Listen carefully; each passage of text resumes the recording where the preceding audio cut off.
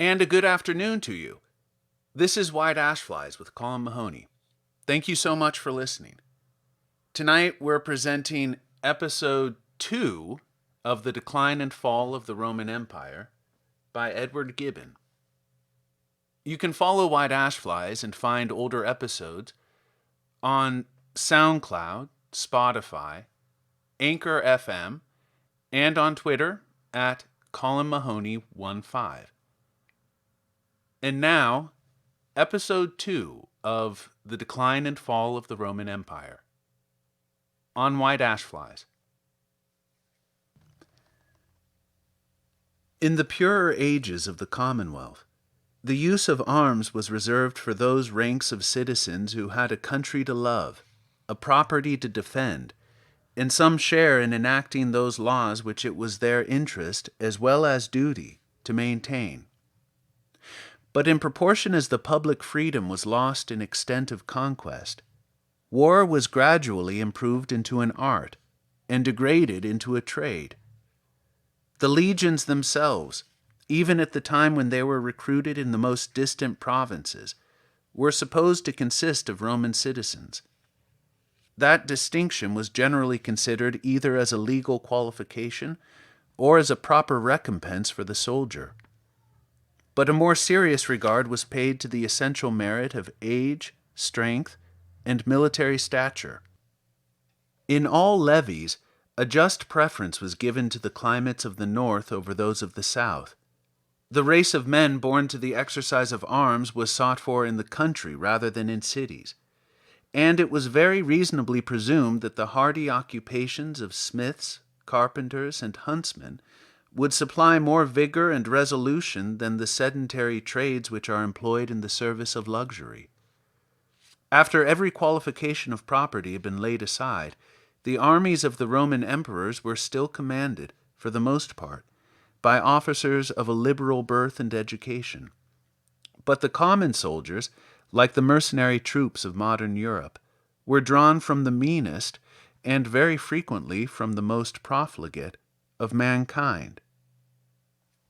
That public virtue, which among the ancients was denominated patriotism, is derived from a strong sense of our own interest in the preservation and prosperity of the free government of which we are members. Such a sentiment, which had rendered the legions of the Republic almost invincible, could make but a very feeble impression on the mercenary servants of a despotic prince, and it became necessary to supply that defect by other motives, of a different but not less forcible nature: honor and religion.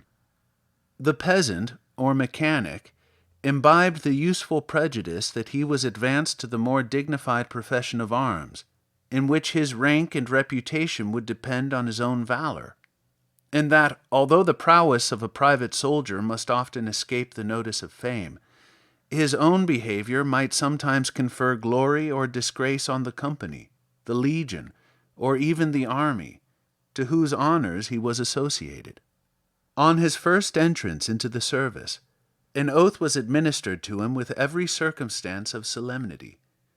He promised never to desert his standard, to submit his own will to the commands of his leaders, and to sacrifice his life for the safety of the emperor and the empire. The attachment of the Roman troops to their standards was inspired by the united influence of religion and of honor. The golden eagle, which glittered in the front of the legion, was the object of their fondest devotion, nor was it esteemed less impious than it was ignominious to abandon that sacred ensign in the hour of danger. These motives, which derived their strength from the imagination, were enforced by fears and hopes of a more substantial kind. Regular pay, occasional donatives, and a stated recompense, after the appointed term of service, alleviated the hardships of the military life, whilst, on the other hand, it was impossible for cowardice or disobedience to escape the severest punishment. The centurions were authorized to chastise with blows, the generals had a right to punish with death, and it was an inflexible maxim of Roman discipline that a good soldier should dread his officers far more than the enemy, From such laudable arts did the valor of the imperial troops receive a degree of firmness and docility, unattainable by the impetuous and irregular passions of barbarians. And yet so sensible were the Romans of the imperfection of valor without skill and practice, that, in their language, the name of an army was borrowed from the word which signified exercise. Military exercises were the important and unremitted object of their discipline. The recruits and young soldiers were constantly trained, both in the morning and in the evening, nor was age or knowledge allowed to excuse the veterans from the daily repetition of what they had completely learned. Large sheds were erected in the winter quarters of the troops, that their useful labors might not receive any interruption from the most tempestuous weather. And it was carefully observed that the arms destined to this imitation of war should be of double the weight which was required in real action. It is not the purpose of this work to enter into any minute description of the Roman exercises. We shall only remark that they comprehended whatever could add strength to the body, activity to the limbs, or grace to the motions.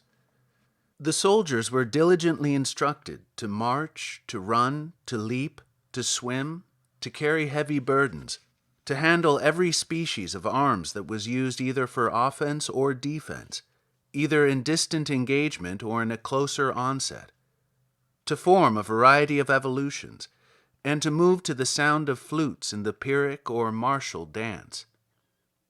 In the midst of peace, the Roman troops familiarized themselves with the practice of war, and it is prettily remarked by an ancient historian, who had fought against them, that the effusion of blood was the only circumstance which distinguished a field of battle from a field of exercise.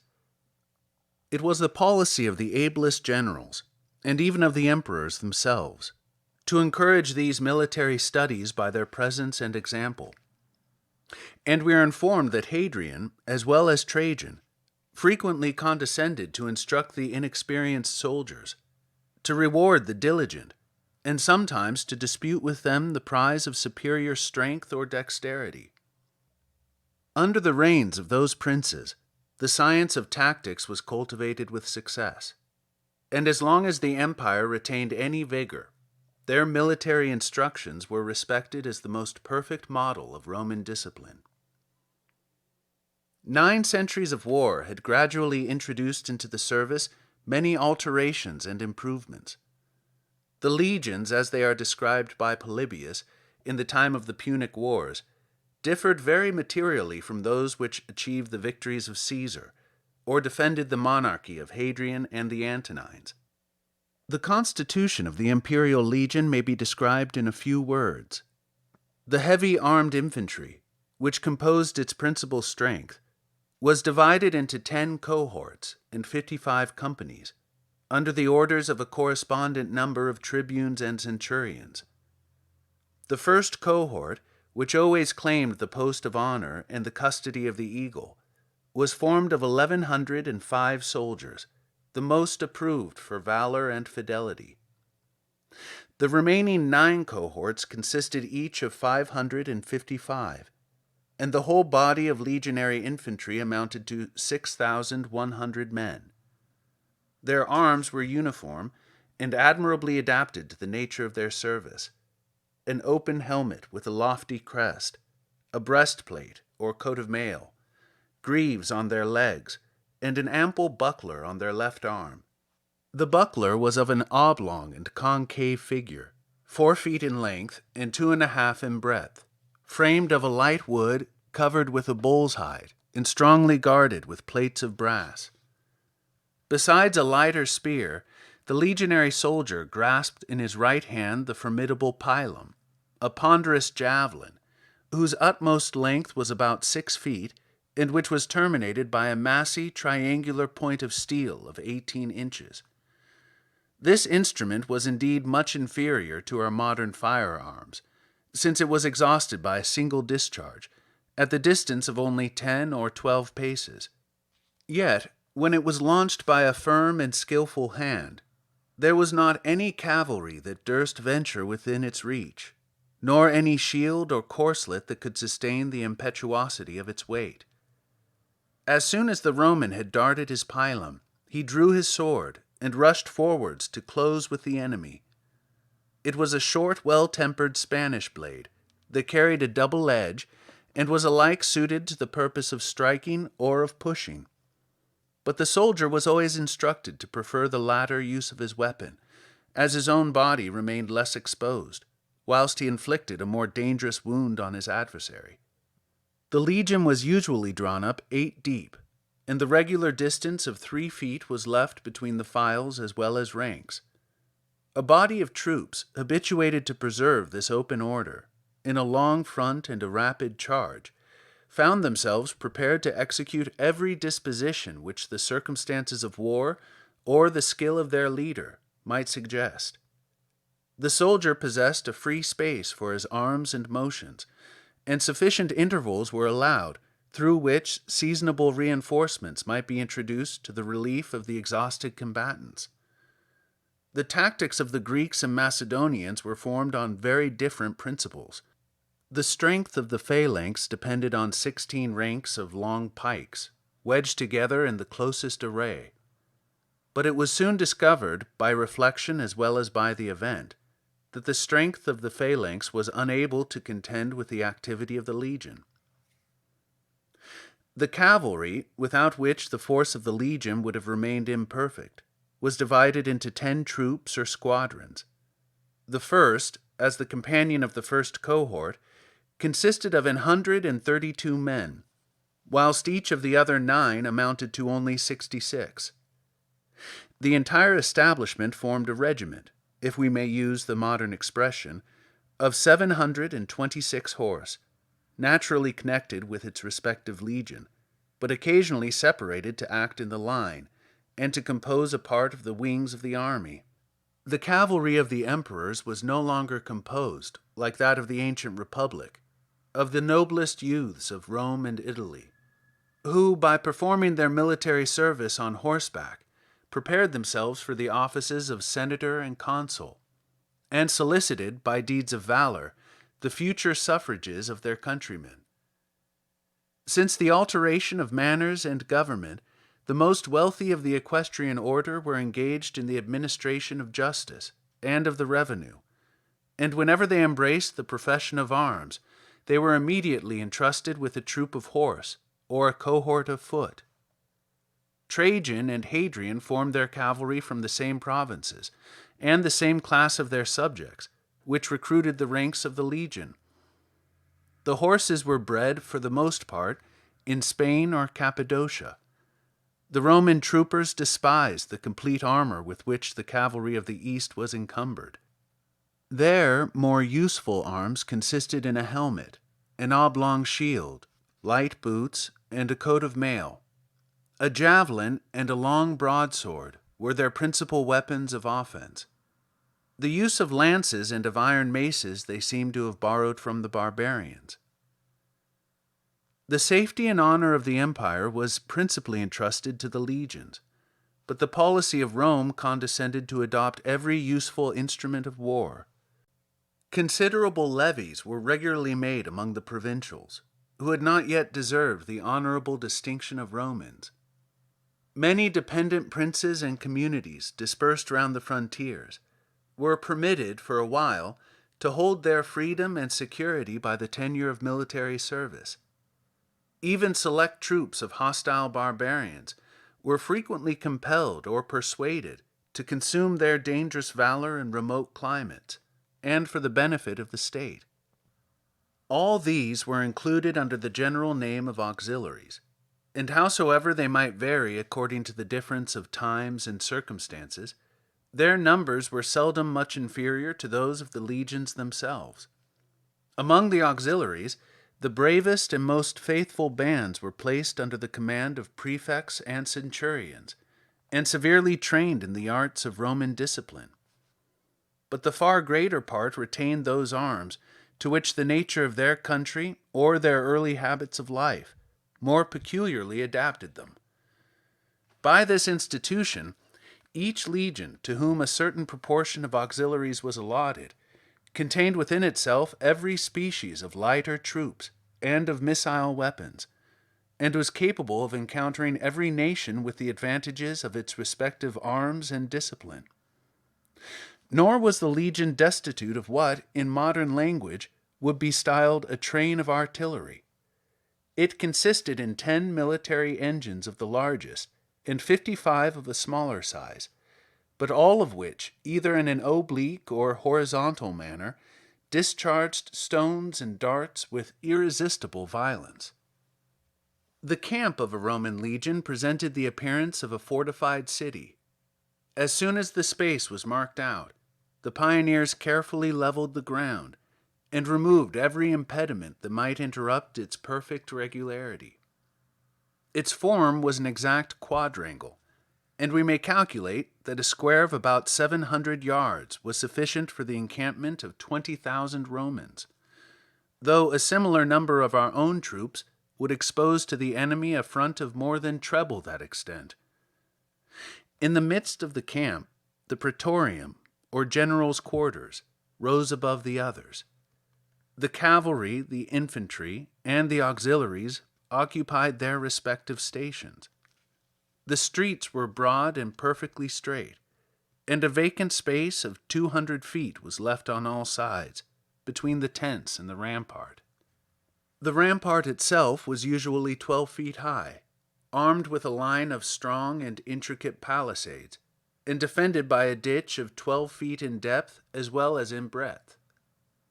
This important labor was performed by the hands of the legionaries themselves, to whom the use of the spade and the pickaxe was no less familiar than that of the sword or pilum.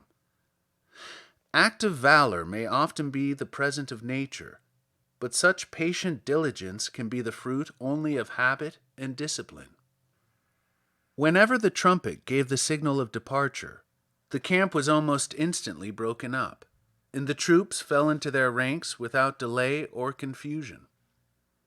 Besides their arms, which the legionaries scarcely considered as an encumbrance, they were laden with their kitchen furniture, the instruments of fortification, and the provision of many days.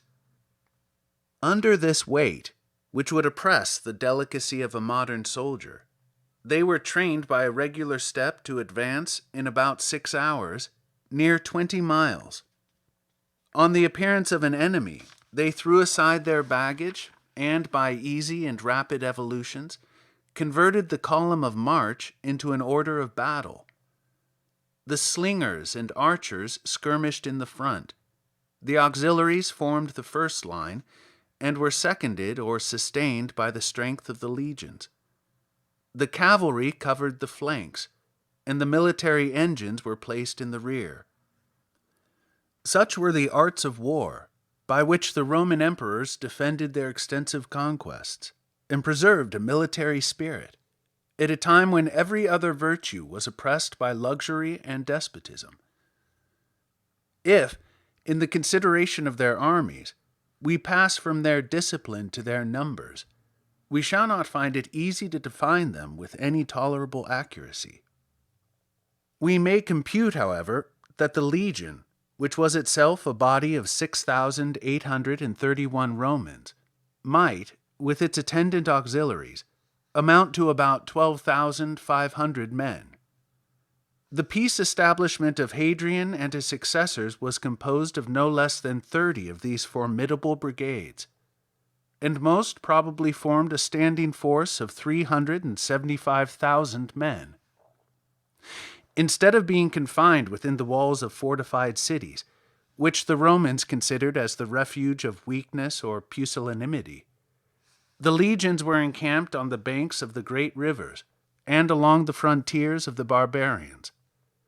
As their stations, for the most part, remained fixed and permanent, we may venture to describe the distribution of the troops. 3 legions were sufficient for Britain. The principal strength lay upon the Rhine and Danube, and consisted of 16 legions, in the following proportions: 2 in the lower, and 3 in the upper Germany, 1 in Rhaetia, 1 in Noricum, 4 in Pannonia, 3 in Maesia, and 2 in Dacia. The defense of the Euphrates was entrusted to 8 legions, 6 of whom were planted in Syria, and the other 2 in Cappadocia. With regard to Egypt, Africa, and Spain, as they were far removed from any important scene of war, a single legion maintained the domestic tranquility of each of those great provinces. Even Italy was not left destitute of a military force. Above 20,000 chosen soldiers, distinguished by the titles of city cohorts and praetorian guards, watched over the safety of the monarch and the capital. As the authors of almost every revolution that distracted the empire, the praetorians will very soon and very loudly demand our attention. But in their arms and institutions, we cannot find any circumstance which discriminated them from the legions, unless it were a more splendid appearance and a less rigid discipline. The navy maintained by the emperors might seem inadequate to their greatness, but it was fully sufficient for every useful purpose of government. The ambition of the Romans was confined to the land, nor was that warlike people ever actuated by the enterprising spirit which had prompted the navigators of Tyre, of Carthage, and even of Marseille, to enlarge the bounds of the world, and to explore the most remote coasts of the ocean. To the Romans, the ocean remained an object of terror rather than of curiosity. The whole extent of the Mediterranean, after the destruction of Carthage and the extirpation of the pirates, was included within their provinces. The policy of the emperors was directed only to preserve the peaceful dominion of that sea, and to protect the commerce of their subjects. With these moderate views, Augustus stationed 2 permanent fleets in the most convenient ports of Italy, the one at Ravenna on the Adriatic, the other at Misenum in the Bay of Naples. Experience seems at length to have convinced the ancients that, as soon as their galleys exceeded 2, or at the most 3 ranks of oars, they were suited rather for vain pomp than for real service.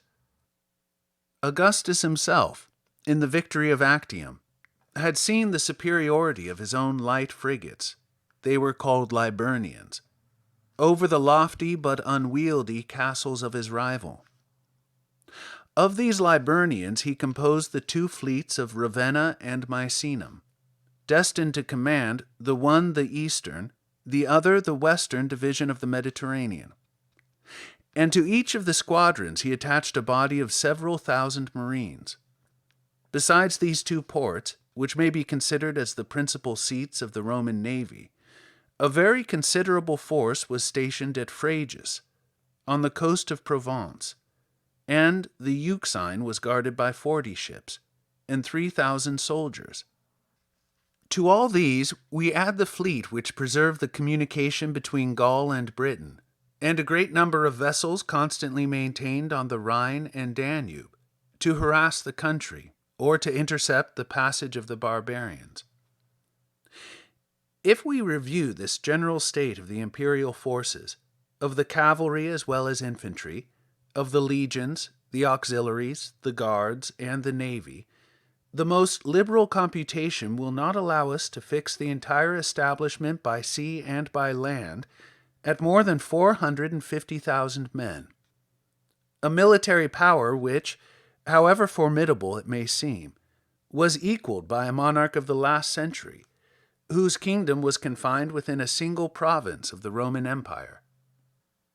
We have attempted to explain the spirit which moderated and the strength which supported the power of Hadrian and the Antonines. We shall now endeavor, with clearness and precision, to describe the provinces once united under their sway, but, at present, divided into so many independent and hostile states.